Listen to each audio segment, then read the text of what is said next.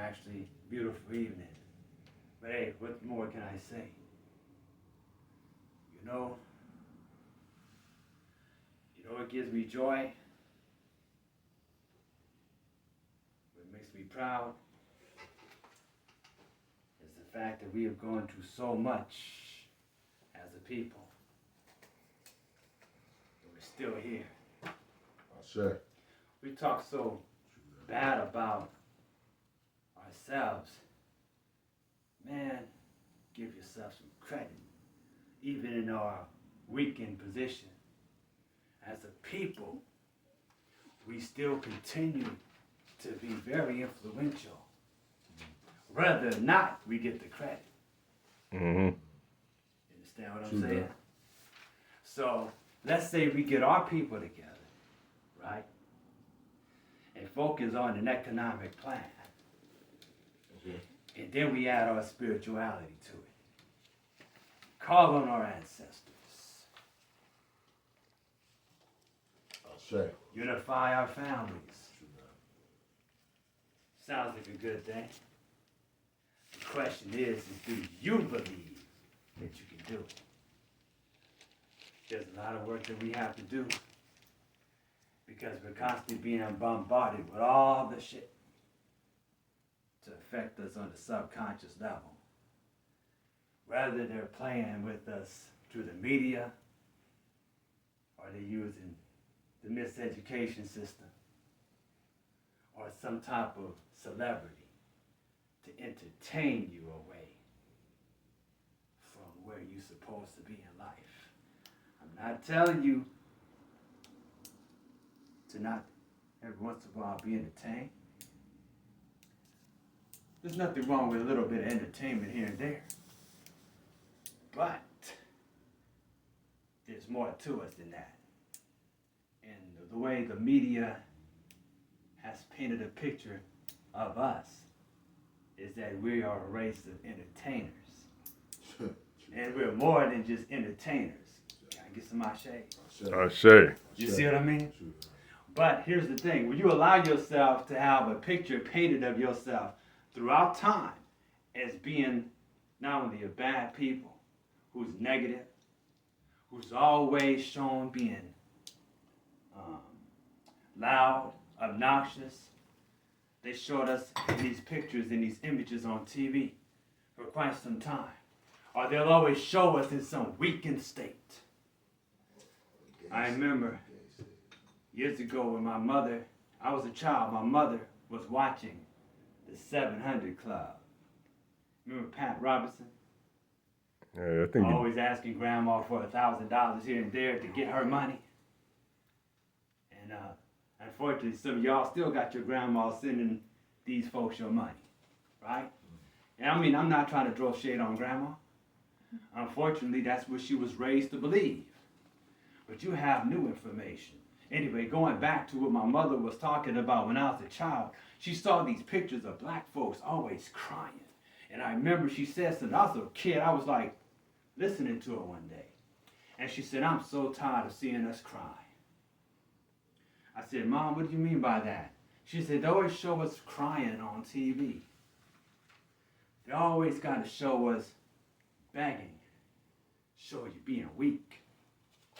See, when I was going to school, they never talked about no Haitian Revolution or no Nat Turner. I went to a private school.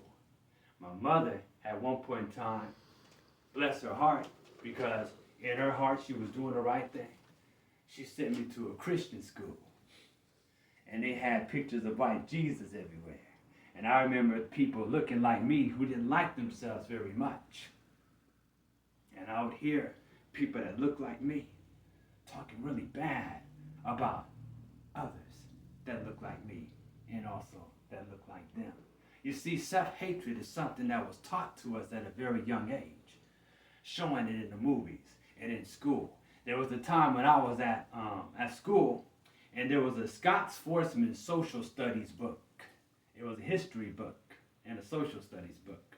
And it was showing this black man taking a bullet to the chest and the white guy standing over him, standing over him, looking at him crazy.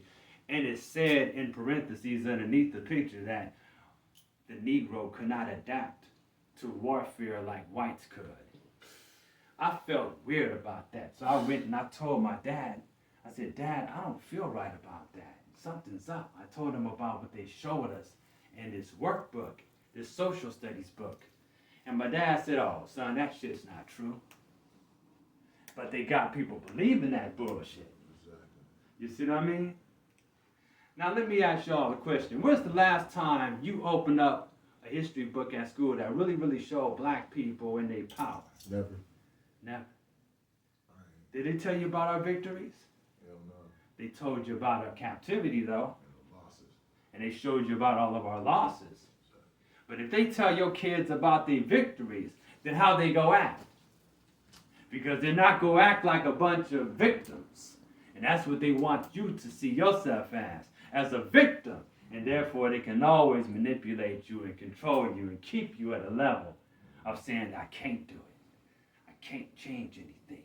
White supremacy is dominating the whole universe. And everywhere I look, I see white supremacy. Which means black inferiority, right? But this is where you got to ask yourself, how come they have to do this 24/7, always show you these images? Because they got to keep on showing you this. It's almost as if they slip up just a little bit, you just might wake all the way up. And they don't want us doing that.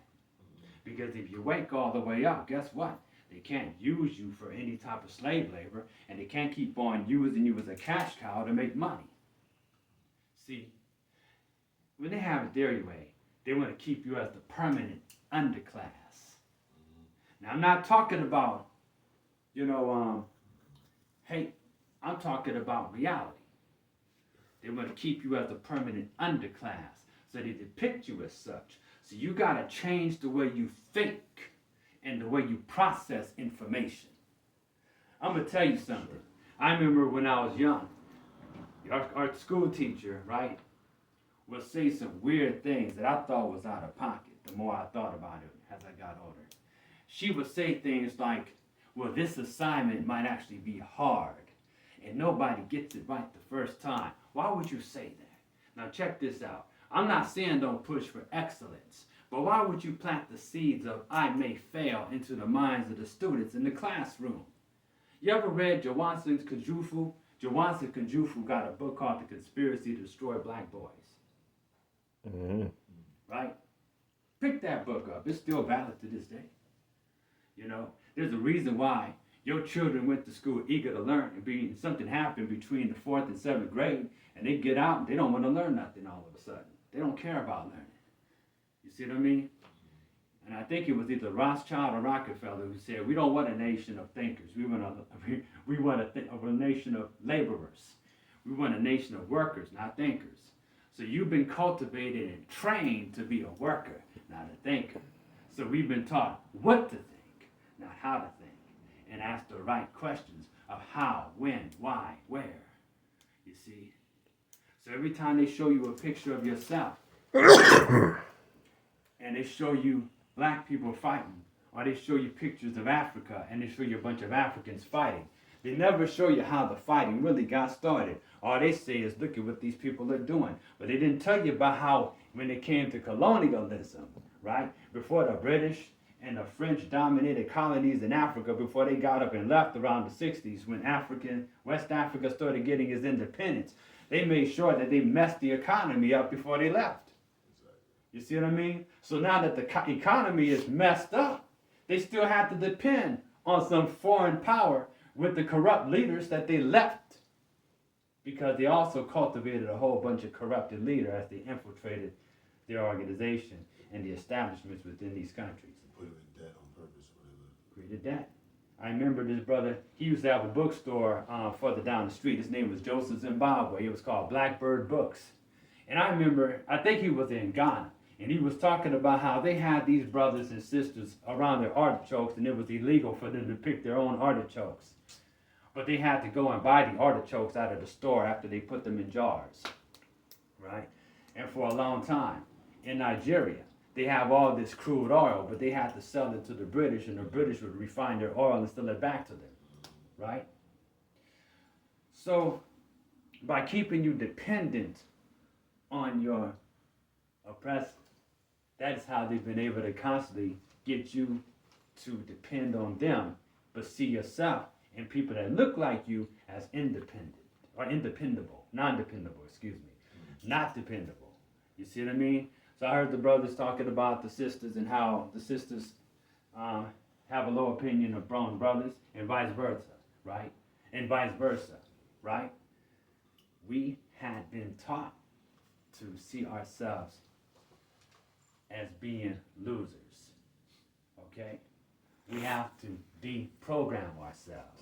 The sisters and the brothers got to deprogram themselves because there's deep-seated self-destruct mechanisms that they put in our minds in the 60s and 70s. Remember, we had the Black Power movement, and then they made all this pimping and all this other stuff.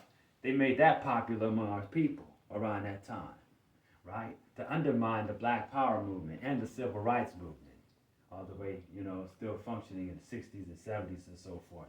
They crushed the Panthers. They brought in the drugs. And remember, there was the Iran-Contra scandal where they were selling crack cocaine to you, to your sisters and brothers in Los Angeles, all the way to Seattle, and all on the West Coast, right? Eventually it hit the East Coast. But they were using that to fund the Iran-Contra wars.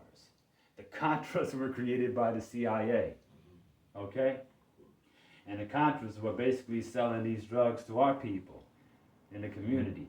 And it would basically put the funding into their arms race so that they can go and buy weapons. And that's what happened to us. So we're still recovering from that. Now, is that an excuse for us to not come back up? Hell no. Hell no. Because you see, here's the thing. If your enemy knocks you down, it's your responsibility to get up. It's not your fault that your enemy knocked you down, but it's your responsibility to get up. I say. You see what I mean? So when you put yourself in a position of being a warrior, nothing can stop you if you get focused on your purpose. But they don't tell you that you have a purpose.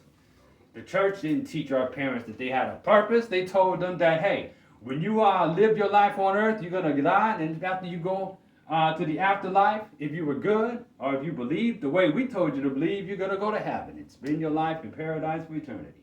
But if you don't, then you're going to go to hell. Hell, they got people scared to live, and they got people scared to die. I mean, throughout my life, they had me thinking that the world was coming to an end, so why should I improve? They had a whole people thinking that way. Grandma and grandpa and the aunt, especially grandma and the aunties get together talking about we're in the last days. What purpose is there to do anything other than what you're doing? You see what I mean? So we have to change the stories that we have playing over again in our subconscious mind, over and over again. You got to change the stories in which you tell yourself. Because it is these stories that we live that cause us to continue to repeat the cycles in which we find ourselves repeating. There's nothing that we cannot achieve. We just got to believe we can achieve it and work towards that. And we got to stop telling ourselves that I can't do it. You see what I mean? True that. Now I'm going to tell you something. There's the aspect of you that is collective, and there's also the aspect of you that is an individual. There's the collective purpose. There's also your individual purpose. So when you get into the teachings of Ifa, or you get into the teachings of certain African traditions, and they take you to this divinatory system of the oracle, it'll tell you about who you are, what your purpose is, and how you can overcome certain situations. And it may tell you that you've been living a lifestyle contrary to your destiny, which is why you're not able to move forward and you find yourself being stuck. This is when these teachings come into play. So the West African Yoruba teachings of Ifa teaches you that it's about you getting married to your destiny. That word destiny is something that we need to explore and look into. Marcus Garvey said, one goal, one God, one destiny. Right? So he was talking about us waking up, rising up from a slumber. True that. However, let me tell you something. Let me tell you a little secret. Don't wait for everybody else to do it. You do it. You be the change that you seek. Sir. Okay? Don't wait for the collective to wake up. You wake up. Don't wait for everybody else to do it. Okay? Be the example. Shit. Oh, shit. We all have that ability to shine. Each and every one of us is an aspect of God incarnate in physical form. You are pure consciousness having a certain experience that's unique to you. Mm-hmm. But if you're not willing to embrace that uniqueness and try to be like everyone and everything else, then you're a slave. That's what they tell you, to be like everything and everyone else and trying to fit in. Why? You're an artist. Be an alchemist. Change your situation and see what happens when you take an effort to be yourself to the fullest. Don't let nobody pressure you into believing that you can't be what you're here to do and do what you're here to be. Be that. Be what you're here to do. Do you. Don't let nobody tell you anything else. Oh, shit. I say, but find out who you are. Know thyself, and then you can truly do you. Because a lot of times people have been programmed through the education system. I'll give you an example. If you tell somebody to spell a word backwards, like stop enough or spot in enough time, and then ask, what do you do when you see a green light? They'll say stop at a green light. We've done this experiment. I've shown you before, right? Because you keep on telling something or telling people the same lie over and over again. And even if you consciously resist it at first, your subconscious starts to take it in and accept it. Remember, the human ear hears 40 clicks below, or should I say the human ear doesn't pick up everything consciously, but unconsciously, you're picking up everything 40 clicks below your conscious ability to hear. You're hearing the argument by the folks down the street and don't even know you're hearing it. You're picking up on it subconsciously. You're hearing people who are having a disagreement next door. You're hearing all the music that's playing on the airwaves. You're picking up on all this stuff in the city. So sometimes it's good for you to get away from the city, because a lot of people are tired all the time and mentally fatigued because they're being overloaded, suffering from sensory overload. And a lot of this sense overload is bullshit anyway. So get out. Get out of the city sometimes, spend some time out in nature. Or just take a vacation and take a break and let your mind rest. Social media is beautiful because you can access a whole lot of information, but sometimes it's good to even fast from that for maybe a day or two. You know?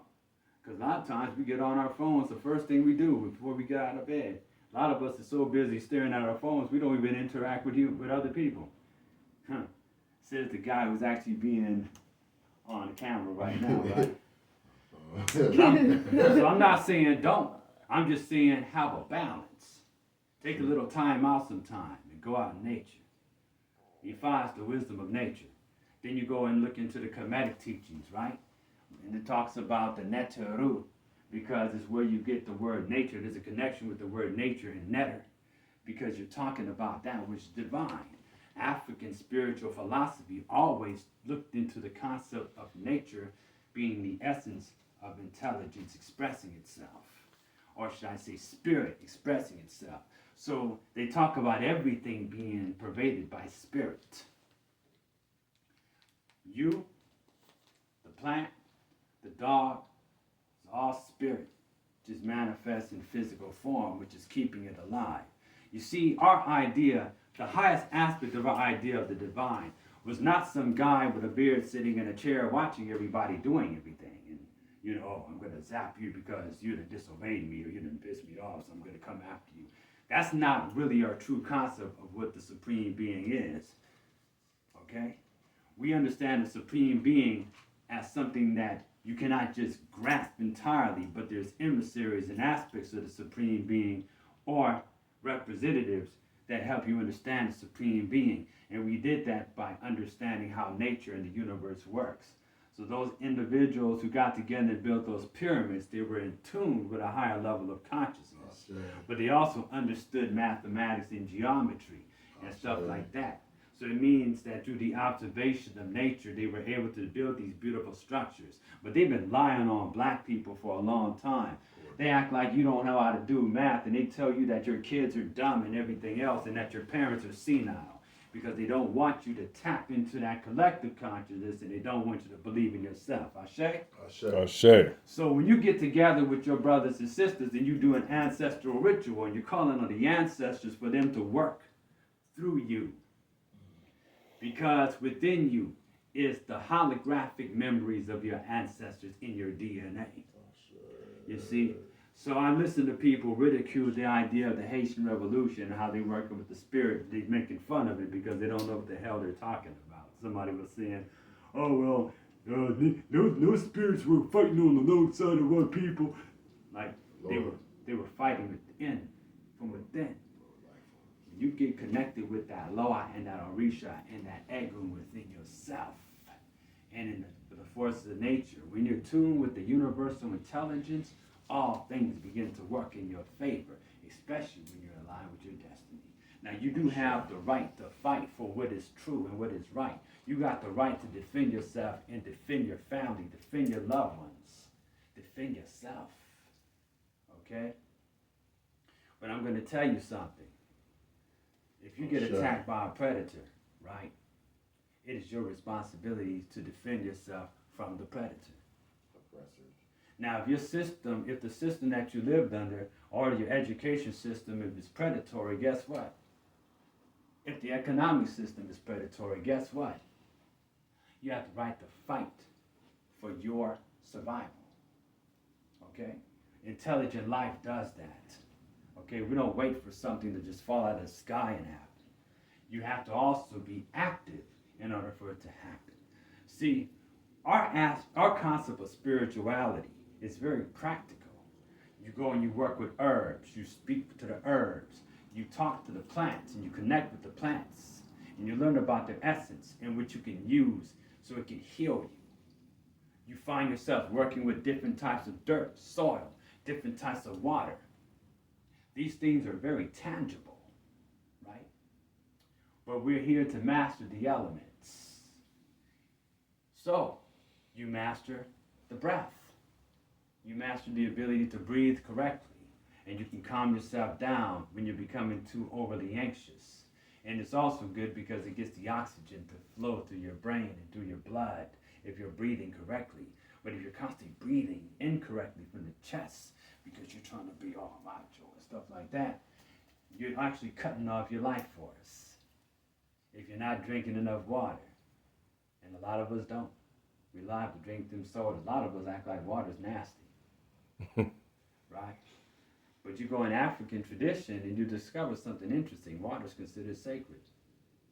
You speak to it, you pour it out libation, you get baptized in it, and you also use it when you're going to brew some special herbs. And then there's prayers to the water. Ashe. Right?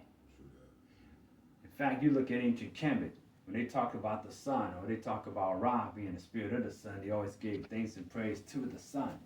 They give thanks and praise to all that which is around them. When you get into the Yoruba traditions and you read the Oriki, you're going to discover that they're giving thanks and praise to objects around them. They're giving thanks and praise to everything and praising their own existence. You see, giving thanks and praise and showing gratitude is what helps you to manifest more in your life as you give yourself permission to receive. You see. But you have to believe that you deserve it. And this is why knowing yourself is so important. Because they've been telling you that you don't deserve it. They don't tell you this directly, but they imply it through the falsification of history, right?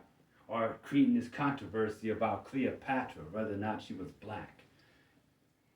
Now, I had this documentary, or there's this YouTube video a sister sent me showing his brother, who was his DNA showed that he was the descendant of King Ramses III. Brother like you and me, okay? But anyway, that debate about Kemet has been so long. Every time you look around, they're trying to say that we ain't had nothing to do with it. I'm tell you, folks, we evolve, we adapt. Nobody stays in the same freaking place for over 50,000 years, okay? We travel throughout the planet. We traded. You know, nobody, they think that people staying were isolated to just West Africa, as if West Africans never had no way to connect with other people. And nobody ever went down there. And a lot of us are descendants of West Africans. Ashe. Let's keep it real. But it didn't mean that our ancestors didn't move around and go other places and connect with other places. I had something in my DNA that also showed some connection with East Africa too. But hey, I'm not here to debate about that. If people don't believe me, I don't give a damn. You know what I'm saying? That's for me. Just like when you go on your personal journey, it's for you. There's those who believe that they got rooted, their ancestors are from here. You know, I'm going to tell you. If you want to look at who you are, you got to be honest. Talk to your grandparents.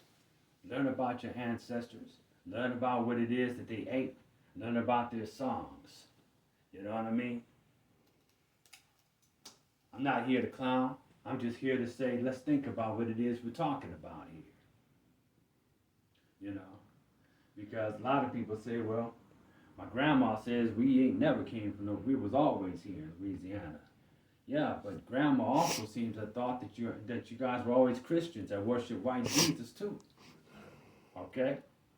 So, I'm just saying, you know, well, grandma knew what she was talking about. Yeah, well, grandma had white Jesus over her dining room table, too.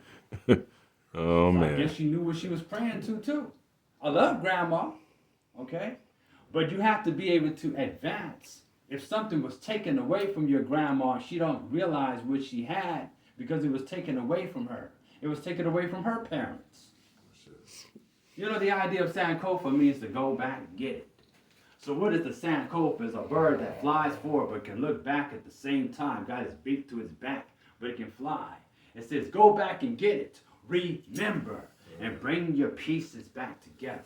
Sounds familiar? Asar, right? Osir, Osiris, is broken up into 14 pieces and eventually brought back together by the beloved Queen Mother Aset or Isis, right? She wasn't able to recover the fountain, so she gave him a golden one because his real one had got swallowed up by a catfish or Achuranchus fish, which means a fish with a snout. So anyway, we have to bring our pieces back together because as we were coming up, things happened that traumatized us and caused us to be fragmented individuals. So that exiled part of yourself is still lingering somewhere in your subconscious, remembering when you were traumatized when you were a child. This is why the rituals are so important, so you can get this up out of your psyche. This is what they call shadow work in some of the more new agey practices.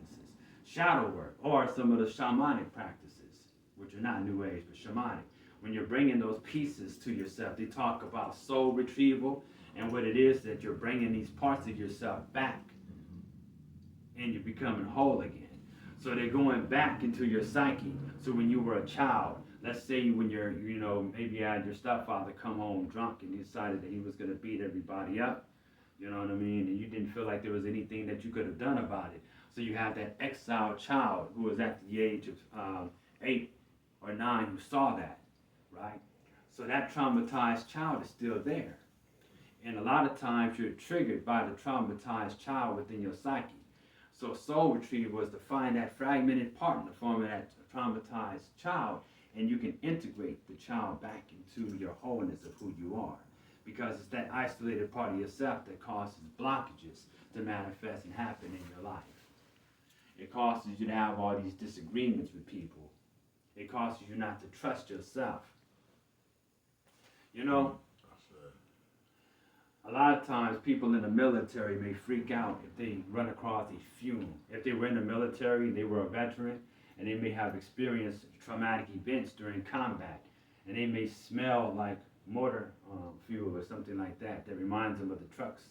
Or they may hear helicopters, and they may hear a noise, and they may freak out because they're triggered. That exiled part, that fragmented part, remembering a traumatic event, is still in the back of their subconscious. It's in the back of their minds, and it's still dictating them today. This is the state of our people on a collective level. it's still within our psyche and it's passed down from generation to generation, acting as a generational curse and a family curse from traumas. You know what I mean?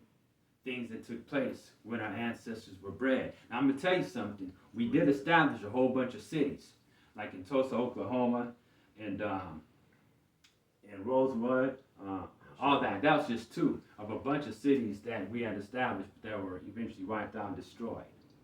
Okay? The Garvey movement, that was destroyed. That was infiltrated and destroyed. J. Edgar Hoover helped destroy that. J. Edgar Hoover helped infiltrate a lot of our organizations with the COINTELPRO. You see what I mean?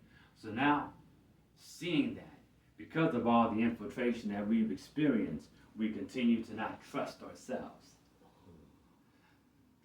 Right? We were told not to. Don't trust your woman, she's a gold digger. Don't trust your man, he ain't shit. Huh. You see what I mean? Then the system steps in and says, don't worry, we got you. You see what I mean? You can't depend on your own people, but we got you. After they created the situations that cause our people to be independent. You see what I mean? However, like I say, if you're at war, there's no excuse to be killed off without fighting back. And there's different ways to fight back, though. You got to use your head, though. Okay? You got to use your brain. You got to sit down and take some time out and strategize. Study the art of war. Look into it, you know. But at the same time, understand how it applies with your life. Because the whole idea of the art of war by Sun Tzu was to defeat your enemies before there was even any bloodshed. Mm-hmm. You don't think that's been used on you? A lot of you have been defeated and haven't even begun to fight. That's right. You understand? All right, Orishas. Ogun. Ogun is the Orisha of war. Ogun is also the forger of metals. We work with that type of energy. What happens is that you are cultivating a drive to move forward and rise up against your challenges and build and cultivate life force energy to be a force to be reckoned with. Oshun brings the sweetness, the arts. It's always good to have arts. Let me tell you something. Whenever there's a revolution with the arts, a lot of times it's followed by the people fighting. Whenever there's a revolution when it comes to art, a renaissance when it comes to the arts, the people get it in their heads that it's time for them to reach for further levels of freedom. Why? Because the one thing is activated within you that the enemy don't want you activating, and that's called creativity. Ashe? Ashe. Okay. So what they have to do is they have to dull your imagination and limit your imagination. That's why they lie to you and tell you about all these possibilities and make it seem like they're not possible. Because if they can control your imagination, they can stop you from doing your magic. The word image, imagine, and magic all have that same word in it. When they took away your imagination, they took away your magic. Let me say it again. True that. When they took away your ability to imagine, they took away your ability to practice your magic. Image, image, and magic. Those words are related, brother. All right? So your destination is to overcome what my brother Patrick Kendrick back in the day used to call the Caucasianization of the imagination. You got to overcome the imagination that was taken from you and replaced with a self-destructive image of who they want you to see yourself as. Huh? Okay. So when you get married to your destiny and you're on the right track and stay there, you're in what is called Iray. You're on the path. Let's find out what your path is.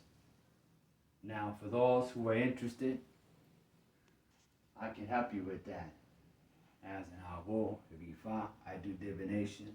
So for those who want to know who their Orishas are, what their destiny is, I'm one of those brothers that can help you figure that out through work in divination. Okay? Whether or not your ancestors are working with you, or whether you are connected with your ancestors, there's techniques in which you can connect with that. Remember, we are the continuance of our ancestors. And eventually we become ancestors ourselves. But while you're here, you also want to fulfill your purpose and destiny. Leave your mark. Write your paragraph in the story of our collective experience. Ashe? Ashe. Any questions or anything? No questions? Wow. Well, let's go ahead and wrap this up. We're looking at having some study groups at the Edge of Circle bookstore. I spoke with the owner, and we're gonna have some study groups, and I'll tell you the material that we're gonna get. And I'm also looking at seeing if we can do something online too. I've been on the Stone Age, or dealing with the Stone Age when it comes to this. Anyway, for those who are interested, you can email me at khepra.ptah@gmail.com, khepra.ptah@gmail.com. We'll wrap this up. All right, my sister. Ashe. We good? Ashe. We're good. Ashe. Ashe. Ashe. Ashe. Oh. Ashe. So. All right, say peace, brother.